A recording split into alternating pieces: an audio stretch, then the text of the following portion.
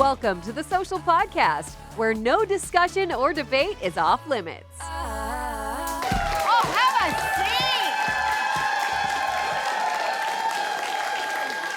Okay. All right. Have a seat. Have a seat. It is summertime in the city when we have a crowd this big, and I gotta say, we got a lot more men here than usual. Welcome. Welcome. We'd also like to welcome back to the show writer B. Kwame, who is here with us today. Welcome back. So happy to be back. Thank you. Well, listen, I want you guys to also check out this first story. A Quebec tourism ad that aims to assure Americans that they are still welcome in Quebec is giving people all the feels. Take a look. Where are you visiting from? I'm American. Ah, okay.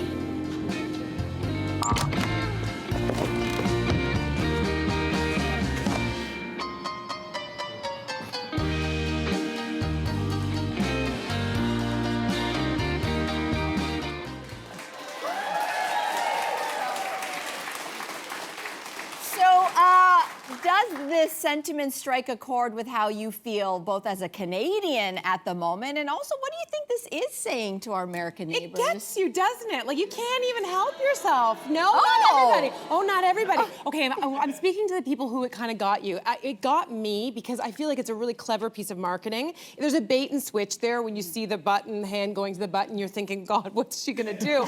And then the hug, it's just this kind of moment of a reminder that we're known worldwide for our softness and our kindness. Now, never mistake that for weakness, but I think it's part of our national identity, and it's something that we should be really, really proud of. And I think this exemplifies that.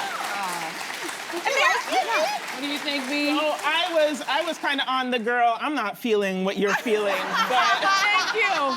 but this is Fair, what we I can will still be say. friends. Yes, Okay, we can yeah. still be friends. I will say, if you want to be an emotional support Canadian in this time, just have a discerning spirit about it. Because I'll give you a little bit of a personal story. I took a solo trip to Curacao last week. And you know, when you go on solo trips, you meet all kinds of people, you get into all kinds of conversations. Met a lot of Americans, a lot who, once they found out I was Canadian, they were like, oh my gosh, can I get in your suitcase? Can I come back with you? And I kind of got used to that conversation, but then I ended up meeting a couple who were also from the States and kind of approached the conversation with that same vibe. But they were like, oh, we're totally fine with the way things are. They voted for the administration that they have, and they don't see any problems with what's happening. So they're not deserving of a hug if they come to Eastern Township because they're fine, right? So That's just be interesting. discerning. Interesting. B, I'm so glad you're here today. Yes.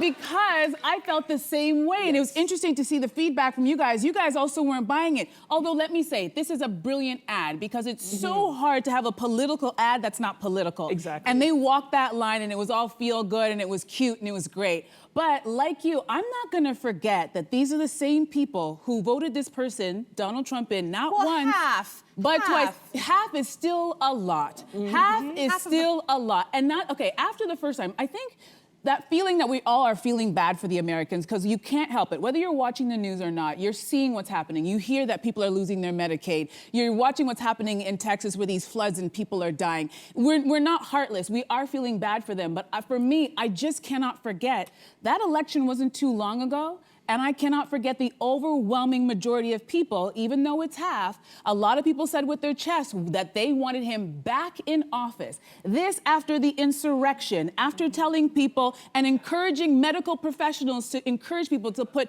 bleach in their system to get rid of COVID. They brought that person back with their whole chest. So when the actor whispers, oh, I'm American, I'm like, no, whisper it. Say it with your whole chest. Exactly. The same way you did when you wanted to vote this person back into office that has us all feeling bad for you. Yeah, I think geography matters. If you take a look, the purpose of this ad is because Quebec relies so much on tourism money from the States. 65% of their international tourism income comes from Americans, and that's $2 billion a year. They're doing this ad to say, please still come, because it's not just a political statement, it is about livelihood. Quebec relies on American money. And if you take a look, geography matters, because you're right, 77 million voted for Donald Trump, but 75 million voted for Kamala Harris. And you know where a lot of them came from, that voted for Kamala, the northeastern United States. What are the 4 border states to Quebec? Maine, New Hampshire, Vermont, New York, they're all blue states. So they do have a like-mindedness in some ways to Canadians, I think, with the value system. They were the ones who were like, oh my gosh, we did it again. What's wrong with the rest of us? So I don't think you can paint all Americans with the same brush. And it is money. It is $2 billion a year coming from America. So this is one of those very clever ads where you're saying, we want Americans, but we want the ones that maybe think more like us. We'd love to take your money. But can we filter those people at the border? I say this much. You know what I'll do for Quebec? Let's all go to Quebec. Let's leave right now and let's help Quebec out. We love you, Quebec. Let's head over there. All right, so let's move on to our next story. Tori Spelling recently admitted on her podcast that she's looking for a monogamous situationship with someone who can fit really nicely in the lives of her and her 5 kids. So, would you be open to a situationship at this stage of your life? B, I'm gonna toss that hot potato to you. You know, I knew it was coming. I knew it was coming to me. And I will say, been there, done that, might do it again. Oh, okay. This is this time now where I'm not on the side of the groans in the audience, right? I heard that and I was like, okay, no, we're gonna switch this up. I understand what Tori is looking for. We're kind of in a similar stage of life. I'm a bit younger than her, but recently divorced, mother of, I got 2 kids, she's got 5, different story. But rethinking, what does companionship look like at this stage? What are you willing to put up with? What do you want in your life? What do you not want in your life? What I wish I could hold Tori's hand and say to her quite gently is, a situationship is still a relationship. So you have to go into these things being able to communicate, knowing what your boundaries are, knowing kind of what you want from the other person and what you can give the other person. You can't make assumptions. And I think a lot of people get into situationships thinking they're not real relationships and you can just go off the vibe. Then 6 months later, you're crying over a breakup that's not really a breakup because you didn't define the relationship. So and you're on the phone crying to your girlfriends. And they're like, we didn't even meet this guy. Doesn't she sound confused right out of the gate? First of all, like, how is a situationship different from casual sex? This is the era of people just like labeling things and thinking they invented it when really it's been around forever. But the thing is she's asking for also sort of what casual sex, no strings attached, but it sounds infinitely more complicated when she's like, but I want them to be monogamous. So she wants a commitment from this person. But don't you think that it's but don't you think it's because, listen, she could just be lonely and horny. Yes. Okay? And that's real. Right? It's real. She's a mom of 5. That's a real thing. There are no adults in the house to talk to, right? So she might just be lonely. She might be looking for companionship. And we know whether it's casual or not. I think the monogamy part of it, I get that as a serial monogamist myself. Maybe the monogamy part of it is, can you imagine if she had to juggle multiple situationships or it wasn't monogamous? So I actually get the idea of, let's just make it a little cleaner. And I actually think that for the right guy, this is a really great situation. He doesn't really have to go in. He shows Andrea up, has thoughts. he does his thing, Great and he goes. situation? I want to hear what you Listen, would Tori, tell me you're selfish without telling me you're selfish. Because she says on her podcast, she's like, yeah, listen, I have 5 kids and I have work and I need to focus on those things and I want a little situationship. First of all, a situationship, nobody wants a situationship. It's something that happens, but we'll get into that in a second. But it's the monogamy part that really bothers me because everybody knows if you have kids, you're very busy and she has 5. And then you have work because you have to feed those children. So what she's asking for is that she wants a partner to come over and court her, not just sex, she wants courtship, she wants hand-holding when she has free time. And when she doesn't have free time, she wants that lovely, good-looking man to sit on his hands and not take any other phone calls from any other woman and wait for her to text him again when she's free. Sorry, sister, you are delusional. But that's all. I'm not mad at it. I'm not mad at it. If you want, if you want, if that's what he wants. We don't know if that's what he wants. Here's the deal, but I think it's something that's very selfish to think that there's somebody out there that doesn't want to just be able to call you and do stuff with you all the time. Right. Listen, there are people who are fine with this, but I think just the way that she phrased it, it just rubbed me the wrong way. Listen, I understand. You're a mom, you have your needs. Get your needs. There's a million ways for you to do it, but asking someone to sit and wait for you when you're ready, always on your timeline, is not a healthy relationship. We're going to give you the last word on this, B. What do you think? Listen, all I'm going to say is there are men out there who will do it. They will. Do you want those? Are these high quality? If they're listen, there's a man who will fill every single situation. Yes. But are these high quality men. Yes, I will say, because they may have their own things that are within their own lives that keep them busy. So like another divorced father with children. Potentially, or an entrepreneur who's also very busy and travels a lot. That's why you have to have the communication to know this is what I need and when I need it. What do you need and when do you need it? That's a situation. So, yeah. That's the situationship part. Yeah. But can she expect that man to give her monogamy? So when he's on that business trip, say no to that woman. Say no to all these people. I've done it. Okay. There we go. Are we going to a commercial break now? I don't want to say too much of my business. Okay, so let's ring the bell. We're going to ring the bell. Okay, we're doing this topic next, which is soccer star Trinity Rodman got fed up with Wimbledon announcers while watching her boyfriend Ben Shelton's match. She called them out on Instagram saying, "My dad's not even in my life. No need to bring him up during matches when I don't even have him talked about during mine." So Trinity, of course, is the daughter of NBA legend Dennis Rodman. So do we think it's understandable? Like, she's not playing, it was her boyfriend playing this game. So is it okay for Wimbledon announcers to be bringing up her father? I'm very, very sad to say I didn't know who Trinity Rodman was before this, although the second I heard her last name, I was like, oh, she might be related to Dennis Rodman. And I don't think it's right that they did it that way, but do I think that they have a job to sort of pick out the names and faces in audiences? Anytime we watch any big matches, soccer matches, especially tennis, a lot of stars come.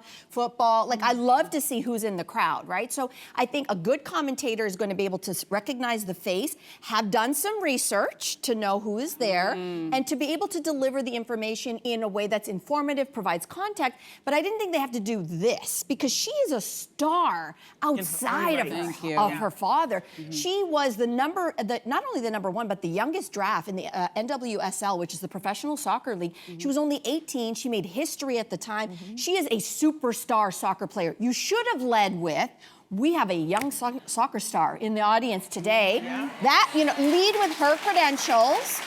Now, if you were so dying to make the Dennis Rodman connection, because we love celebrity stuff, right? You could have said it in a much classier way, which is, athleticism, you might think it runs in the family. Her dad is basketball superstar Dennis Rodman, but she has said he does not play a prominent role in her life, and she started soccer at 4, and this is how she found her passion outside of her DNA. So tell the There's whole a way story. to do it. Tell the whole story. That's, She's got her own credentials. Yeah, absolutely. I think that's the thing that I was thinking about in terms of speaking about the job, right? And you all understand the job of interviewing and doing research, as you mentioned. I find it very lazy. It's understandable to pull out the Dennis Rodman connection, but I feel like it's lazy journalism if you're not able to make a compelling, engaging story out of the person who's in front of you and whatever story they have. So, to your point, like, she's an Olympian, she has all these accolades on her own. So if you don't want to respect the fact that she has a sensitive relationship with her father, or the man that is called her father, she doesn't see him as a father figure necessarily. If you don't want to respect that, that's one thing. But if you really want to excel at your job, you find a way to make a story out of the person who's sitting in front of you, not the peripheral people who have maybe a bigger name. So. Yeah. And the last thing I'll add is her name is Trinity, not Tiffany. They keep calling her Tiffany. So if you are going to talk about her and bring up her daddy, at least get her first name right. But I feel for her, and I will just add this as well. For the commentators who are, I understand it. You have to fill a lot of time. It's a long match. It's 3-4 hours. Sometimes they're playing for 5 hours. You got to find something to say. But understand something. You are bringing up something that's very raw for this young woman. Could you imagine having a famous, rich father? Everybody's cheering for him. Remember back in the days of Chicago Bulls? Everybody's cheering. And he's not showing up for you at all. Or your mom or your brother. Never. Not financially or not in person. And now you've carved your own path. And now everybody, every time they see you, all they want to do is bring up this man. So now you have to explain again and again that he's not part of your life. So I think there's a sensitivity and they need to do their research. Just show her. Talk about her outfit. I really want to know that blue outfit she had on. Where'd she get that from? And the thing is, nobody's putting a mic in his face asking him about why he hasn't supported her. But the mic gets put in her face. But she has about, so I'm saying you're picking at that scab every single time. All right, so let's move on to our next one, because we're going to get a little cheeky to something. We're talking about butt tattoos. Okay. According to Pop Sugar, there's a resurgence of interest in getting your bum inked. I have to say that very carefully. So do you like this sort of back-end branding? What do we think of this? No? I'm curious, anybody in the audience have a butt tattoo? Somebody's sitting on a secret out there. Somebody's got one. I don't know. I don't know how I feel. I can't really think of a single thing that would be sexy on a bum. Like, I like tattoos, and I do think they can be quite sexy. I can't think of something in particular, but I did date a guy who had one on his bum. Do you guys want to know what it was? Yes. Yes. It was a happy face, like a yellow happy face. How big was it? It was around this big, and it was right, sort of like in the middle of the one bum cheek. And I remember first thing, and like having so many questions, like of all, like why, like why? You do ever ask Of all, them? yeah, I did. I actually asked him today because you know I'm friends with all my exes, so I just. Like, I don't think I asked at the time, like, why did you? He said, well, I associated with a really happy time in my life. It was, often showed up in camps. He was like probably 17 when he got it done. And so while I don't find it sexy, I do find it charming that was a kind of thing that now he lives with. And it's not trying too hard. It's not like, it's just kind of a genuine, like, it's like a hug. Hug. It's a butt hug. One more time today. I should have got Hug. A butt hug? I don't know. Do you have a butt tattoo? I don't. Okay. I'm not opposed to it, though. Okay. I'm not opposed. How about a guy that you're dating having a butt tattoo? I mean, I don't know if I would say sexy. I would say, like, we would have some very interesting conversations, I'm sure. And that might help us bond on a different level because I would want to understand, like, why? Yeah. Why? Listen. It could have been just like an era, because, like there was Or the you lower lost a back. bet. You could have that lost a too. bet, which, there's a story there, Yeah. I'm sure. Exactly, yeah. I have the lower back tattoo, which was Yes. roaring in the mid-90s, guys. Yes. Me and Britney Spears, okay? So I'm not proud of that. It was sexy at the time because you had to wear the really low slung low jeans. jeans, You know the yeah. jeans you had to get a Brazilian wax for? So it was sexy at the time, but now girl is embarrassed. So no, you will not be seen. Yeah. That's true. We are into summer break, as we know, and a columnist for the Globe and Mail is calling on moms, in particular, not to give into the pressure of trying to create that picture-perfect summer for their kids. So she says that this expectation has gotten worse with the 90s nostalgia that you're seeing on social media. Let them outside, get the landline back, play in the streets. So are you feeling any of this pressure to create the picture-perfect summer for your kids? What are you doing for Jaya? Yeah, I do feel. Well, we made a list right at the beginning of summer. I said I made a list of 8 different things, like museum and zoo and blah blah blah. And I said we've got 8 weeks of the summer. Like you pick which week, what order you want to do these in, because I want to make these really core memories. I feel like that window of influence that I have over him is quickly closing, and I think that sooner rather than later he's going to be hanging out with friends and not prioritizing us. So I feel this intense pressure of time closing. I don't think my mother had that with us as much. I think it was more like, make your own memories. Bye. But maybe not. Maybe not. I don't know. I wanted to ask you because you, not only are you a single mom of 2, but I wonder if you feel what I feel, which is nothing strikes fear into the heart of a mom more than the question, what are your kids doing this summer? Yes. Is that just me, or do you feel some of that? I feel it, but then I have to remind myself the only people or things that I answer to are my kids and my bank account. So I try not to feed into that pressure, but it almost feels like kind of like well, what are you doing? Because this is what we're doing. So, oh, you're not taking them on like a cruise in the Mediterranean? That's what we're doing. It's like, no, I'm not doing that. I'll tell you what gives me pressure, though, are the emails of camps that want you to register in like February for summer. What's that about? Or there's this deadline of like 7 a.m. on a random Wednesday. You need to get on this website and try and get a spot for your kids. Like, that's what gives me pressure. It's not realistic, the timing of things and how we need to plan ahead, because in February, I don't know. Like, right now, one of them likes gymnastics. Is she gonna like gymnastics if I pay in February for this camp that she's gonna do in July? I don't know, but she's gonna have to do it, right? I just feel like I do want to say this. I know Derek, who's a very involved father, so this is not a slack on any fathers right now. You know, Derek, he is. He told me on commercial break, he planned the whole summer for his kids. And you know what? I applaud you, Derek. So I don't want to slag that. But But let's still be honest. The majority of the planning is being done by moms. And I think the pressure here is we want to simultaneously have the unplugged, unconnected kid who's getting off their screen and, having that old school childhood we all had. But we also, there's the financial pressure of that. That means you need to probably have somebody at home if your kids are younger. Exactly. So how is that going to happen? And then the camp thing comes in, or if you don't have family or friends to rely on. And all of that emotional labor, which for me started in January to plan for, and I have one. So I just feel like this idea of the columnist writing saying, Mom, take the pressure off yourself. I get it, but the pressure is always there. Someone has to watch your kid while you're at work if you're a working mother. So there are these basics that I just can't seem to get around. And that's where I would say I wish more dads would step in and be like, let me take that off your plate. Come on, Dad. You can line up on a Wednesday at 7 a.m. I'll just say this much. I'm not a parent, but if I were a parent, I would probably succumb to this pressure because I think Gen X's, we romanticize our summers a little too much. We're like, remember, we could just leave and we didn't have to come home until the street lights came on and da-da. It's like, yes, we were also very bored, and me and Bob Barker and The Price is Right, I ate all the food in the fridge and my parents complained, but I grew up in a time where a lot of parents that I knew, the ones that are on our street, didn't plan their children's summer. You just hung out. And even worse, and I don't want to call any parents because I'm old enough now, but a lot of us were told by our parents, listen, you got to stay inside because you're not old enough to be home by yourself. So you got to stay in the house. So that's the reality for a lot of people. And when I became a camp counselor, I worked at this amazing camp. It was an arts and science camp, and then there was a sports camp across the way. And I saw what these kids were able to learn during the summer that was different than what they were learning in school. I instantly resented my parents, who took very good care of me, but I was like, I could have been doing this. I could have learned how to sew or learn how to swim or taken gymnastics. I really wish that I had that. So I understand if you grew up that way, if you have your own children, you're like, I gotta get them into something. I cannot have them sitting around. Bob's gone. We don't have Bob anymore. So I gotta get my kids signed up for something. But can we lower the price of these camps? I'm hearing thousands of dollars. It's crazy. It's crazy. Who can afford that? That's the question. It's a big socioeconomic My kid will be at this question, table all summer sitting next to me, chiming in.